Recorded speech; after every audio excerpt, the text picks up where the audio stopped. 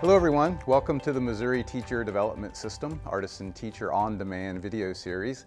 I'm Mike Rutherford, happy to be your host and facilitator for this series of learning experiences.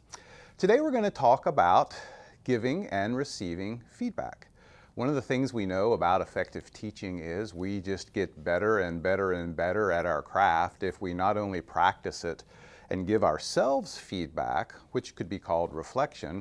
We get better and better at a faster rate if we invite other sets of eyes and other minds into our classrooms to give us feedback as well.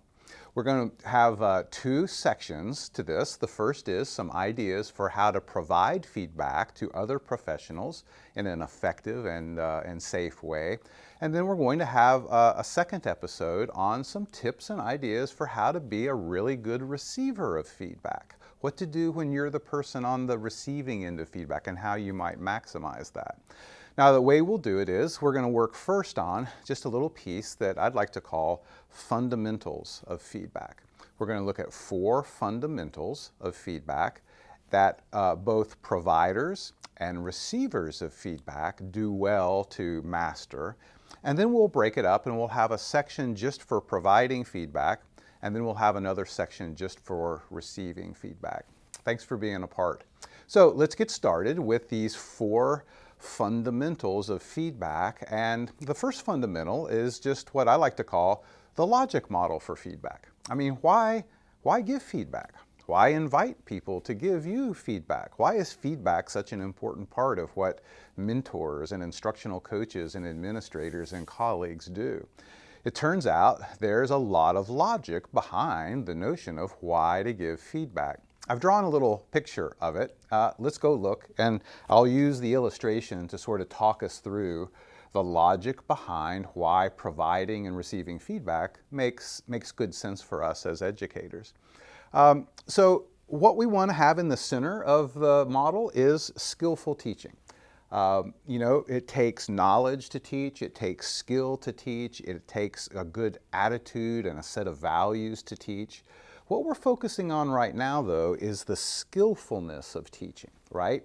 One of the things that we know is that it is actually the teacher's skill set. What can the teacher do? How flexible is he or she?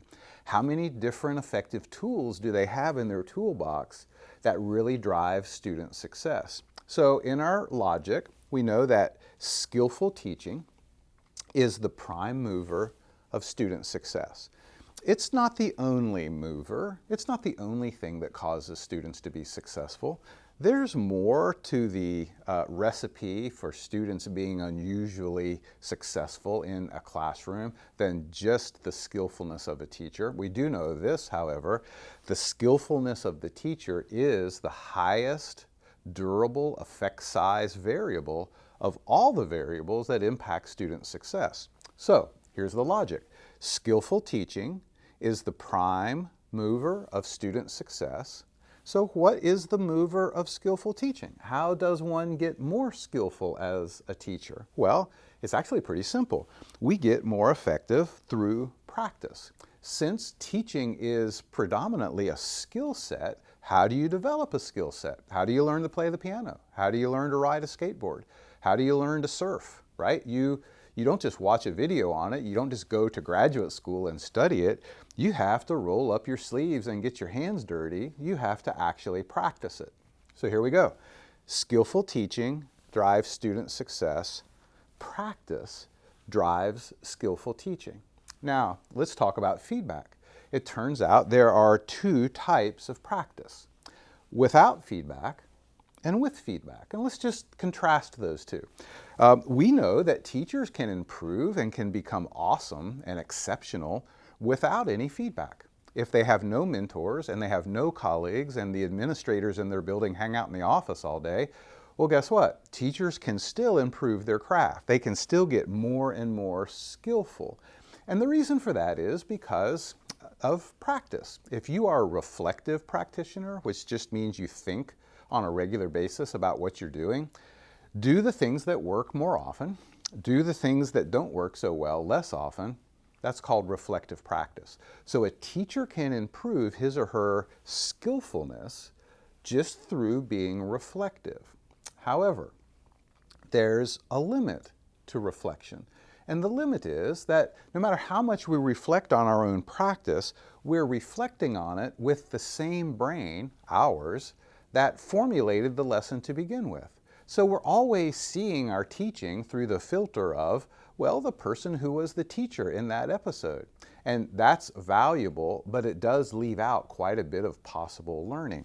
So we know that while teachers can get better without feedback if they're reflective enough, we think that teachers can get better faster with feedback. Positive, frequent, timely, specific, growth-evoking feedback, follow the arrow, we think generates about a 5-to-2 growth ratio in comparison to without feedback. So what does feedback do? In essence, feedback accelerates growth at about 2.5 to 1, and that's a pretty big number, isn't it? Think about it. A teacher can improve his or her craft 2.5 times faster if they get quality feedback and combine that with their reflective practice that they have already. That turns out to be a pretty big number, and of course that comes right back to students being successful. So feedback accelerates growth. That's the logic model for why it's important to be an effective provider and an effective receiver of feedback.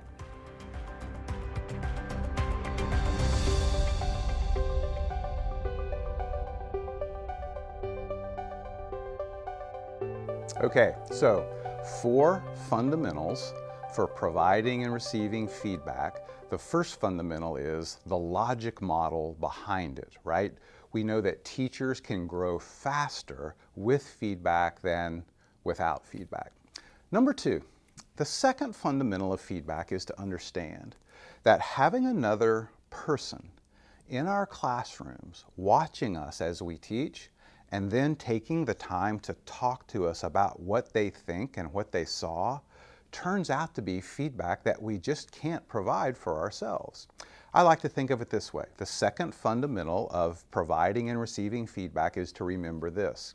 We see with our minds, not with our eyes. Now, of course we see with our eyes too, but the eyes are just a sensory organ, right? They take light. It impacts the optic nerve. It gets processed into your primary visual cortex. But it's our brain that makes sense of these images that are coming in through our eyes. So sometimes we think that if I were to give myself feedback from another angle, or if I were to put a video camera in my room so that I can see things from another angle, now that would be effective. That's actually a pretty good idea. But notice that we're just changing the optical angle. We're not really changing the cognitive angle because it's the same person that's interpreting this incoming visual information. Have you ever been to a meeting with a friend, and after the meeting was over and you debriefed it, you kind of talked about it, it kind of felt like you and your friend went to 2 different meetings? Has that ever happened? They were remembering things that you didn't remember. You were pointing out items that seemed to go right past them.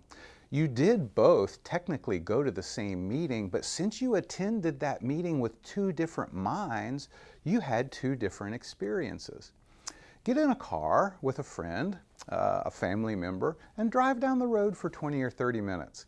And even though you're sitting, 2.5 feet apart, looking out the same windshield of your car, you're actually having 2 different trips. Because even though you're seeing the same things optically, your brain is processing those images differently than the person sitting next to you. Why is that? Well, you've had a completely different life. You've had a completely different set of experiences. You may have grown up in a different state. You might be a different age. You might be a different gender. You've had a completely different set of life's experiences. So that's why when we're driving down the road, we're all seeing the same thing, but my friend and I are probably taking 2 separate trips, right? My friend probably didn't even notice that we just drove past a DQ Grill and Chill, which has unbelievable Heath Bar blizzards. If you've never had a Heath Bar blizzard, then you don't know why you ought to pay attention to where there's a Dairy Queen on your trip. I'll bet the person I was riding with didn't even see the Dairy Queen. I did. Why is that? Because I've had a life full of experiences with Heath bar blizzards. That's why the second fundamental is to remember we see with our minds, not just with our eyes. So when we invite another person to come into our classroom and watch our craft and talk to us and give us feedback, it's not just that we have another set of eyes in the classroom. That's not what's really causing that experience to be so valuable. It's that we have another brain in the classroom with another set of complete life's experiences that can then spot things that maybe we might miss. Fundamental number 2, remember, is that we see with our minds, not with our eyes.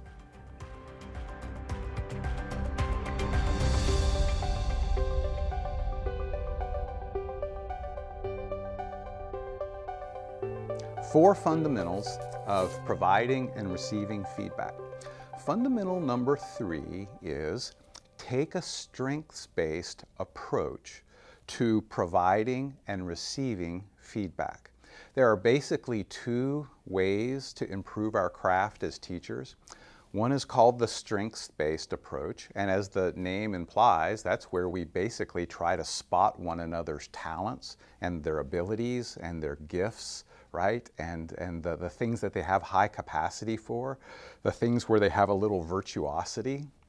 And then the other way to get better as a teacher is to invite people to take a look at our weaknesses, to take a look at what we're doing wrong, to take a look at where we're missing opportunities, to take a look at where we're making mistakes. Now, since life is short and no one has extra time at work, we know that both providing and receiving feedback is much more productive when it's strengths-based, as opposed to being weakness-based. So even though, as I'm providing feedback for you, if you were to invite me into your classroom as a colleague, as a mentor, I might see some things that you could do differently. But really my value to you is more than that. It's where can I spot some things that are strengths for you, where you have some giveaways, right, of how exactly you're strong in that area. I might learn to watch for where you're really fast, because speed is a true indicator of a strength. I might look for areas where you make it look easy, right? I know you're doing something difficult, but you're just doing it so fluidly and you don't seem to be struggling with it. That's bound to be a strength of yours. I might look for things that you do on a repeated basis that recur for you. We always take our strengths and use them more often than our weaknesses. It just makes good common sense, doesn't it? And then I also might pay close attention to when the classroom throws you a curveball, when things go a little unexpected in your classroom, and watch how you respond to that. We tend to always respond to unexpected events in the classroom. Maybe the technology breaks down, or maybe there's a little issue among a couple of students, something that disrupts the flow.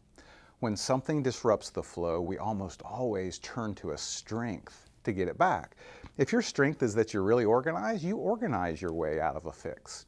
If your strength is that you have great relationship building skills, then you relationship your way out of a pickle, right? So watching how we respond to these things can be really good indicators as to what our strengths are. Now, don't get me wrong. Feedback that points out errors and that points out areas in my craft where I'm underperforming, we're professionals and we ought to be able to handle that. As a rule though, let's remember that whether we're providing feedback or whether we're receiving it, there's more room for growth and development in the area of a teacher's abilities and his or her capacities, their talents, their strengths. There's just more room to grow there than there is in the areas of where we make a mistake or where we could have done something differently or where we maybe left some money on the table, so to speak. There's more room for improvement in strength than there is in weakness. So fundamental number 3 for providers and receivers is to, whenever possible, take a strengths-based approach. By the way, I think that's actually a higher level thinking skill. it's more productive, yes, but it's also more difficult to walk into another teacher's classroom and to spot strengths and abilities than it is to spot errors and weaknesses. It's just not that hard to spot mistakes and to spot weaknesses. In fact, I think probably I could take a reasonably educated parent out of the carpool line at your school, and we could go into any teacher's classroom, and we could probably spot some errors, and we could spot some areas where improvement is needed. It's just not that hard to do. What really is productive and what really is a skill worth building is our ability in ourselves and others to spot opportunities for big leaps of growth. And those opportunities almost always come in the area of our strengths and our capacities and our abilities.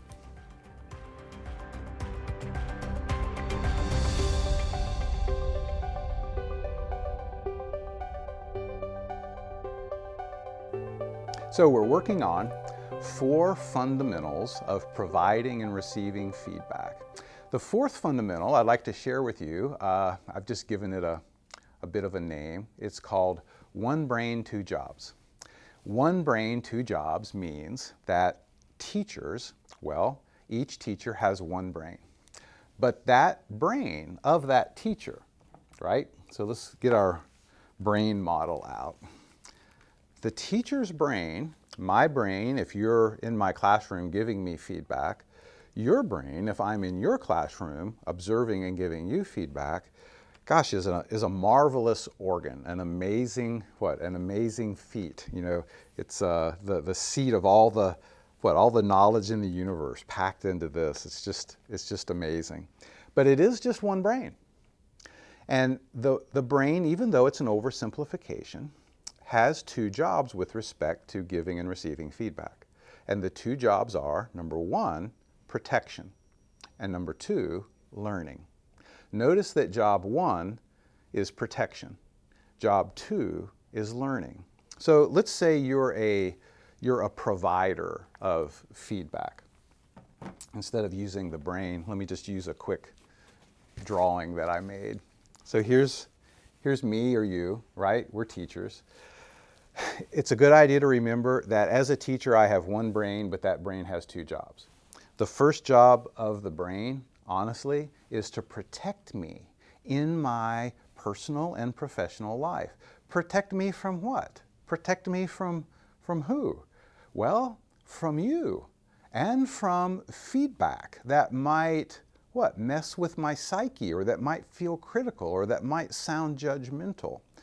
It's just a good idea to remember, if you're a provider of feedback, this teacher that you're providing feedback to has an amazing brain, but the first job of that brain is to protect the teacher. So if we come on too strong, if we're critical, if we're judgmental, if we don't explain exactly why we're doing what we're doing and why we're saying what we're saying, the teacher's brain will default to that first job and will build a wall that the teacher's brain will defend the teacher, right, from feedback. If you're giving me feedback on my teaching and it's not very skillfully given, and it feels critical and it feels judgmental, and you're kind of putting yourself in a I know better than you situation, then even though you're giving me some amazing feedback, my brain is building a wall as we speak to protect me from the threat. So the second job of the brain is to learn.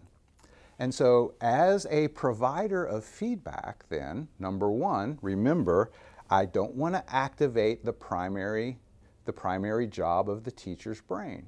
I don't want to come across as being critical and judgmental and meddling. I want to come across as being supportive and curious and excited and enthusiastic about being in the teacher's classroom. If we want to get to job 2, which is I want to learn from the feedback that's being provided to me, I've got to get my brain refocused from job 1, which is to protect me. Now, this isn't something that happens with teachers who are, less than effective. This isn't a defect in the way our brain works. Our brain has been developing over thousands and thousands of years to be the amazing organ that it is. And so it has these two jobs. Now, let's just switch the roles for a moment and think a little bit about being the receiver of feedback. It's a really good idea that when I'm receiving feedback from you, let's say, I keep in mind that my brain has two jobs. And if I'm aware that its first job is protection, and I say to myself, if I focus too much on protection, I'm going to miss the opportunity to learn. So this goes both ways. If you're a provider of feedback, what do you keep in mind? One brain, two jobs. If you're a receiver of feedback, what do you keep in mind? One brain, two jobs. Those are four fundamentals of feedback, providing feedback and receiving feedback. Now, what we're going to do in our next segment is we're going to differentiate. And we'll have one video experience that now focuses on the applications of keeping those fundamentals in mind. What are some extra effective ways to provide growth-evoking feedback? And then we'll have another segment that will focus on the receiving of feedback. And we'll do the same thing. With these four fundamentals in mind, what would be some extra sharp applications to make to my own craft when I'm in the role of receiving feedback from someone else? Hey, thanks a lot again for being a part of the Missouri Teacher Development System Artisan Teacher On-Demand Learning Series. Thanks for your great participation today, and we'll see you in the next episode.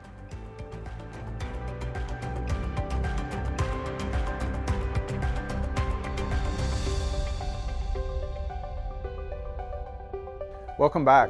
So we're taking this notion of providing and receiving feedback, and we're looking at it in two parts. Part one is some fundamentals of both providing and receiving feedback that if both parties are familiar with, it's just going to make the feedback more effective, and it's going to make the providing and the receiving of feedback, more enjoyable as well. The second part then is we're dividing it up into tips for providing feedback and some strategies for receiving feedback. So let's take a look at 5 success principles for how to receive feedback effectively. When you're the person who's doing the teaching and someone has observed your classroom and someone's giving you some feedback, a lot of times the value of that feedback is just as much in our hands as it is in the person who's providing feedback. So here are some tips, some ways of extracting the absolute most benefit from the feedback that we're offered. So success principle number 1 is pretty simple. It's ask for feedback. Instead of just being the type of teacher who accepts feedback when it's offered, be the type of teacher that seeks out feedback, especially if you're a new teacher or you're in the first 1 to 2 to 3 to 4 years of your career. At this point particularly, no one expects you to know everything and to have every tool in your toolbox. So you have a window of opportunity to simply be honest and just say, I'm open to feedback. In fact, not only am I open to it, I want it and I'm going to ask for it. When anyone is able to visit with you in your classroom for any reason, make it a habit to just ask them for some feedback. Just have a couple of questions ready to go, right? I think a good first one is always this. Hey, when you were in my classroom, if you don't mind, just think back about that for a moment. Were there some things that were designed or that were facilitated that, from your perspective, could have been done differently to be even more effective? I'd really like to pick your brain about that. What do you think? See, start with that one. That's the thing that most people hesitate to give us as feedback is, instead of just coming right out and saying, hey, Mike, here's a suggestion of how this video could be better, right? They beat around the bush and we beat around the bush. Just ask for it. Just go right for that. Did you see anything in my teaching that I could have redesigned or re-facilitated in a way that might have been even more effective? I'd really like to know from your perspective, did you see anything that falls into that category? And then be ready to follow that up with a question that sounds something like this.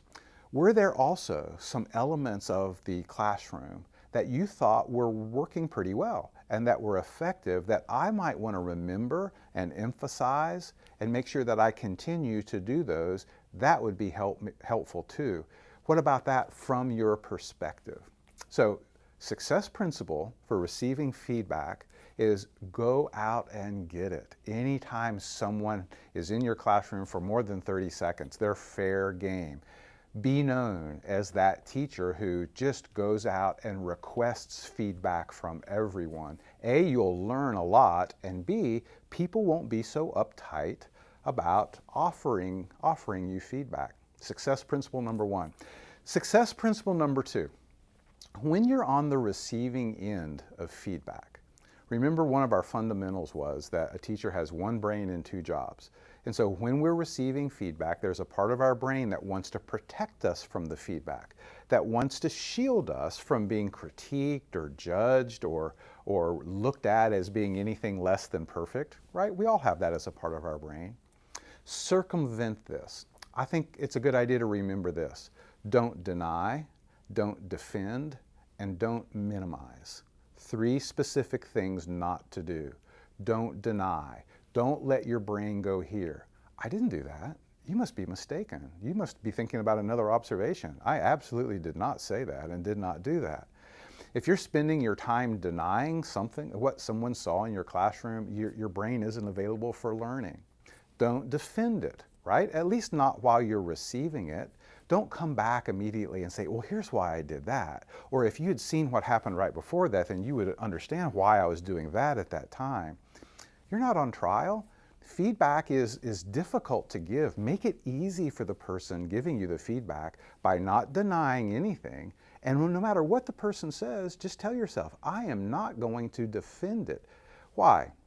Because while I'm defending it, my brain is busy mounting a defense, and it's not available for what? Learning part of the feedback. And number 3, don't minimize it, right? The third defense mechanism our brains always give us when we're receiving feedback is to say to ourselves, well, yeah, you've got a point there, but picky, I mean, that's such a tiny little thing. Don't deny, don't defend, don't minimize. If you'll keep that in mind, you'll get more out of the feedback that's provided to you. Let's be honest, not everyone who's in a position to provide us as teachers with feedback is extra skillful at providing it. It's a struggle for them as well. I'll tell you something I really admire. I know some people who claim they can extract valuable feedback even when the person providing the feedback is not at all doing a good job of providing the feedback, even when their motives are a little unclear. You know, gosh, it's been several years ago, but I remember once I was doing a presentation and I asked some people that were there after it was over for some feedback. I did just what I just asked you to do. I asked for feedback. And I'll never forget this one gentleman. He goes, Mike, here's the feedback I'd give you. You just talk too much. I mean, gosh, just thousands of words. I mean, take a breath, and I think you'd be better if you just said fewer things and maybe it would be more memorable. Ouch, that hurt, but as a professional, I tried to what? I didn't deny, I didn't defend, I didn't minimize. I mean, would almost all presentations that you've ever been to be better if they were a little more succinct, if they were a little tighter, if they didn't last as long? The answer to that is yes, yes, and yes. So even though the gentleman wasn't really doing a very good job of providing me with feedback, if you're smart as a teacher, you can extract feedback even when the person is overtly criticizing you, right, or judging you. There's always a tiny little kernel of truth, even in the poorest deliberative feedback. So don't deny, don't defend, don't minimize. Number 3, when someone offers you feedback, make it a conversation. Seek clarification, seek deeper insight. When they make a point in the feedback, say, wait a minute, right there. So what I'm hearing you say is that when this happened, you noticed that some students were doing this, and if that had happened, maybe some more would have done that. I just want to make sure I got that straight because that's a pretty important point. Don't put it all on the person to make a super clear presentation. Seek clarification, make it a conversation, seek deeper insight, ask some follow-up questions. You've got the person's attention, they've already done some observation in your classroom. Wring the most that you can out of those few moments of feedback. Number 4, here's an easy one. Say thank you. Everyone's busy at school, and whenever a colleague or a coach or an administrator stops by for some good supportive feedback, thank them. Thank them verbally, and if you think about it a little later on, write them a little note or a little email. Hey, I know everyone's busy. Thanks for coming by my classroom today. I especially appreciate you thinking through and providing the feedback. I've been thinking about it. I'm going to apply it in my classroom. If you're the type of teacher that thanks people for feedback, guess what you're going to get more of?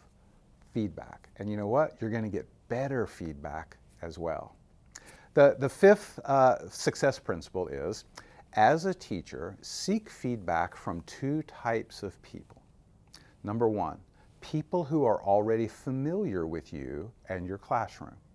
They already know a lot about you, a lot about your strengths, a lot about your tendencies, a lot about your personality, a lot about how you roll. And so their feedback is going to be probably at a higher level.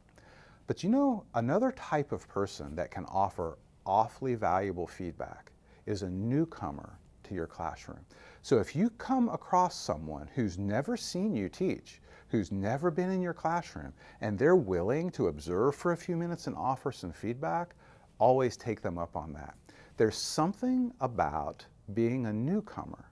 There's something about seeing something for the very first time that a person is able to see things that over time they would start to miss, right? So 2 types of people to obtain feedback from. Those that are familiar, that's going to be your deeper feedback, but anytime you can get a chance to invite a newcomer into your classroom, they're going to be able to give you some great angles of feedback too. Hey, thanks for your good work. We're doing an on-demand learning episode on the fundamentals of feedback, and then we're specifically thinking about how to be an even more excellent receiver of feedback. Here are 5 success principles that we think can help you. Thanks for being a part of the project. We'll see you next time.